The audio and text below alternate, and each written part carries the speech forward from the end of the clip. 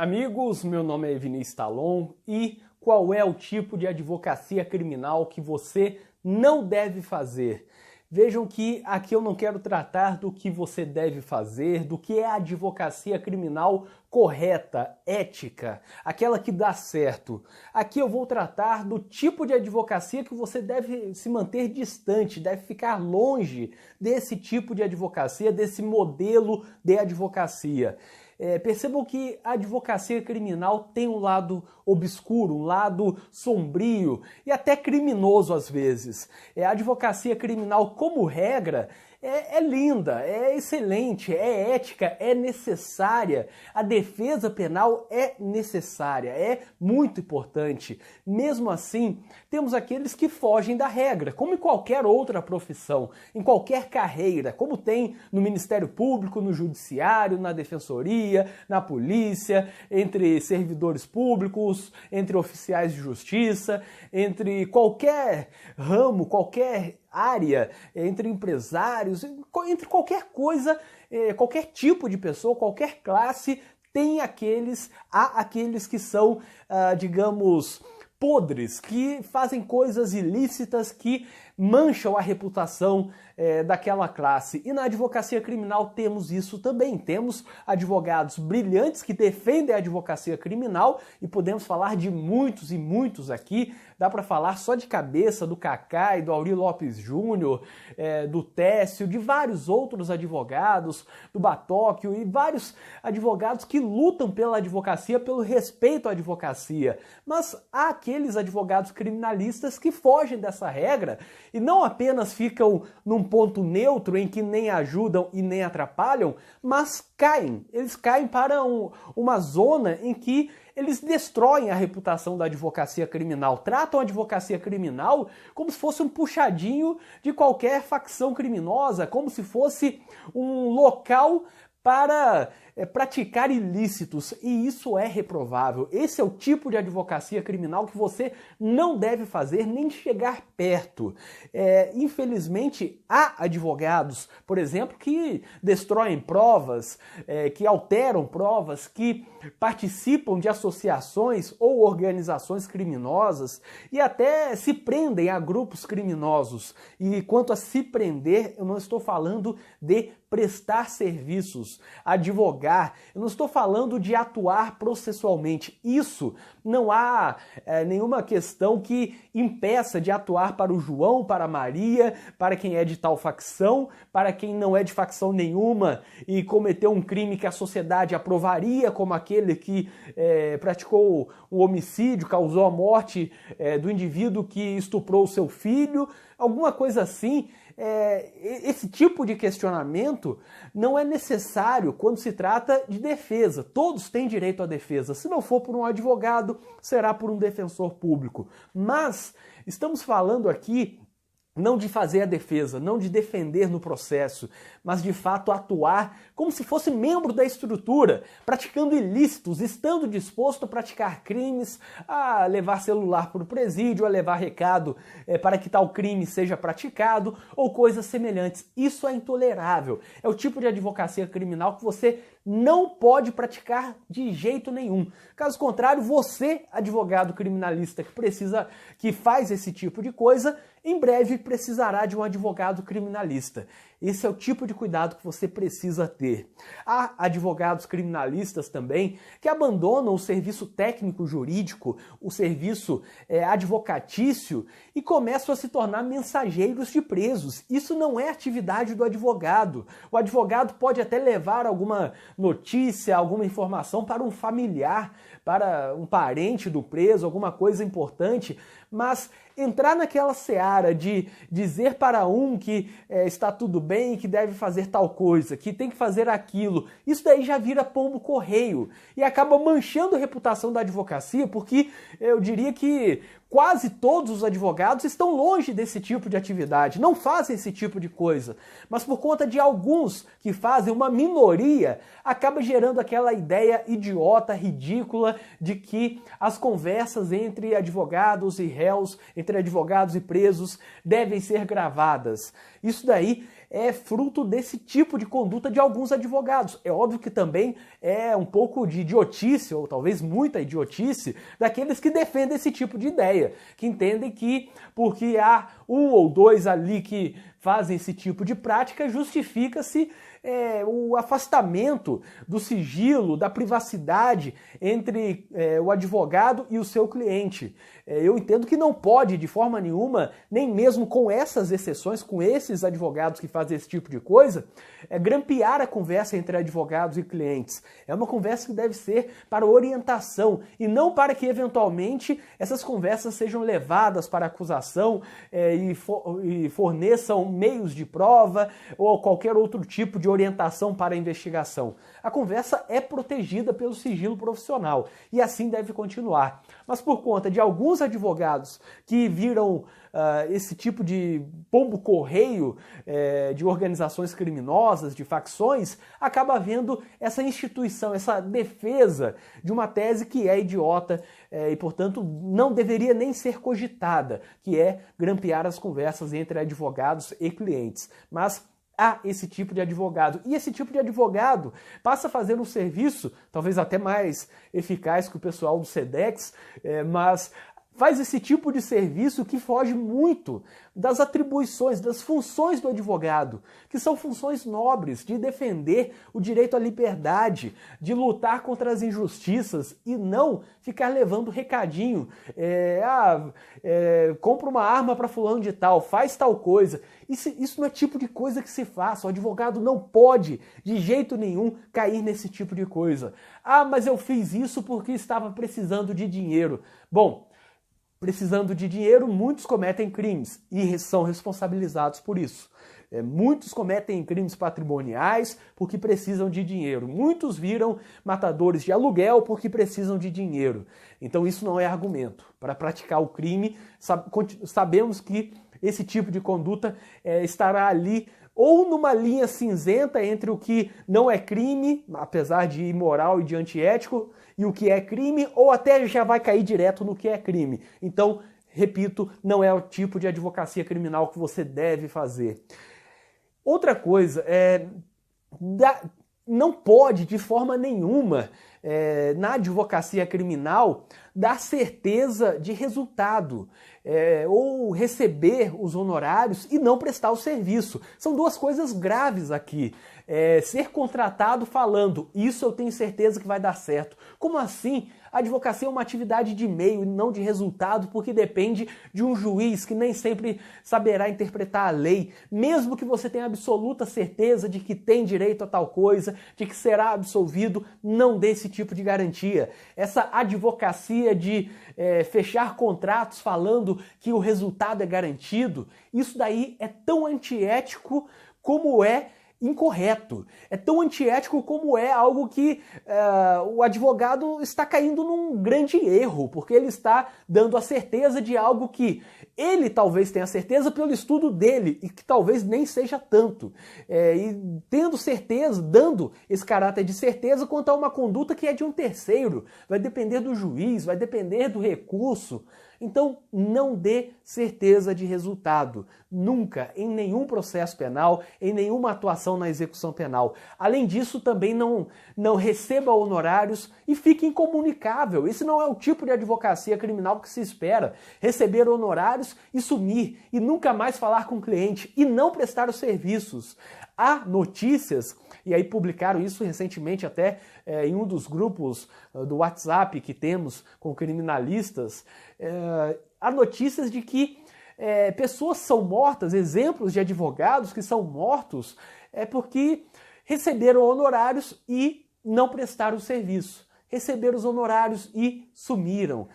Isso daí é muito antiético, obviamente, nem precisa ser dito, além de estar também ali naquela zona cinzenta se isso é crime ou não, se é estelionato ou não. Ou, por exemplo, aqueles advogados, e aí já foge um pouco da área criminal, aqueles advogados que recebem valores de alvará judicial e somem, se apropriam desses valores. Isso é uma conduta muito antiética e acaba manchando a advocacia. Estar interessado em receber honorários, todo mundo está, é óbvio, todo mundo faz da advocacia o meio de viver, o advogado trabalha com isso, mas em troca de um trabalho de qualidade, não de uma garantia de resultado que não é garantido, ou em troca de um sumiço, um chá de sumiço, receber os honorários e depois sabe-se lá para qual inferno aquele advogado foi. Não faça esse tipo de coisa. Não seja esse tipo de advogado. Eu já falei 1000 vezes, a advocacia criminal não é perigosa. Engana-se quem pensa que a advocacia criminal é perigosa. Não é perigosa se você trabalhar corretamente, se você for honesto, falar que não tem certeza que isso vai ter sucesso, que esse recurso vai dar certo, se você trabalhar muito, estar sempre disponível para os seus clientes, aí você não vai ter problema nenhum, não tem risco, não tem perigo. Mas quando você começa a entrar naquela zona de recebe honorários e não presta serviço, ou garante resultado que não é garantido, ou fica disposto a praticar crimes para fechar um contrato de honorários, aí acabou. Aí tudo que eu falei sobre a ausência de risco na advocacia criminal, esquece. Aí é sim muito perigoso, não recomendo que você caia nisso, porque aí a advocacia criminal passa a ser tão perigosa como a vida dedicada ao crime. Não tem muita diferença mais. A diferença é que quem tem uma vida dedicada ao crime, quem pratica crimes, e aí vida dedicada ao crime acaba dando o caráter de que a pessoa tem uma personalidade voltada para o crime, expressão que eu odeio, mas quem pratica crimes, pelo menos sabe dos riscos que está tendo, fica sempre atenta. E se você é advogado criminalista e cai nesse tipo de coisa que eu estou falando para não fazer, bom, aí você é uma presa fácil, um alvo muito fácil, porque você está lá no fórum, está no presídio, achando que sua vida é tranquila. Enquanto isso, muita coisa pode estar sendo pensada sobre a sua atuação profissional. Portanto, trabalhe direito. Basta trabalhar direito, nunca vai ter risco de jeito nenhum. Isso é certeza. Aqui dá para dar uma certeza de que o risco, pelo menos, é muito reduzido. Se praticando tudo aquilo de errado que eu falei, tem uma chance de 70% de dar errado, reduzindo, não fazendo esse tipo de coisa, há uma redução desse risco para 1, 2, 3%, que ninguém está livre de alguma consequência. Eu já contei em outra oportunidade que na minha atividade profissional inteira, a única vez que eu tive algum risco foi na saída de um júri e 2 vezes, na verdade, na saída de um júri, em que eu precisei falar bastante da vítima, e em uma audiência em um estabelecimento prisional, audiência de falta grave, mas sem nenhuma consequência, apenas naquele tipo de ameaça e nada mais. Então, basta trabalhar honestamente, de forma correta, que não tem risco, ou o risco é mínimo, o risco praticamente inexistente.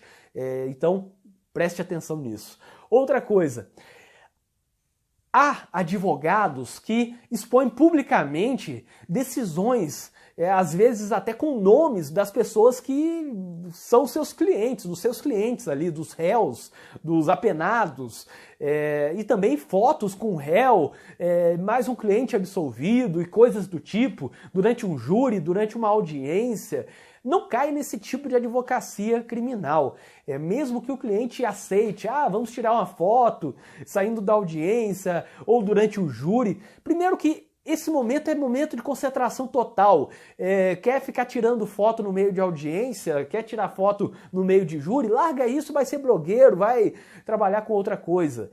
Segundo que, mesmo que aquele cliente ali aprove esse tipo de conduta, outros não vão aprovar. Outros que verão aquela conduta não vão aprovar. Outros potenciais clientes vão odiar aquilo. Então, é um conselho de amigo aqui que eu estou te dando. Você quer exercer uma advocacia boa, de qualidade, ética e gerando uma boa percepção? Não cai nesse tipo de coisa. Tirar foto com cliente, fosse cliente empresarial, fora do processo penal, se fosse cliente tributário ou trabalhista, outra coisa assim, há uma mancha um pouco menor. Mas tirar foto com um cliente que está sendo acusado criminalmente, é desconsiderar o sofrimento dele, é expor publicamente uma situação que é odiada por muitos. Ninguém quer ser processado e quem não é processado tem aquele preconceito com aqueles que são processados criminalmente ou que são apenados. Então, tem esse tipo de cuidado,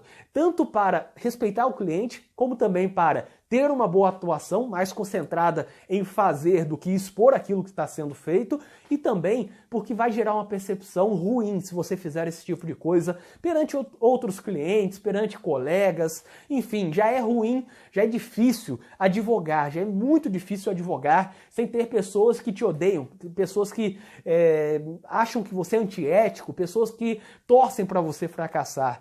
Então não faça esse tipo de coisa, que aí você vai acabar conquistando esse tipo de olhar. Pessoas que vão começar a torcer contra você. E aí é algo que ninguém tem controle. Acaba sendo difícil advogar com pessoas que querem te prejudicar.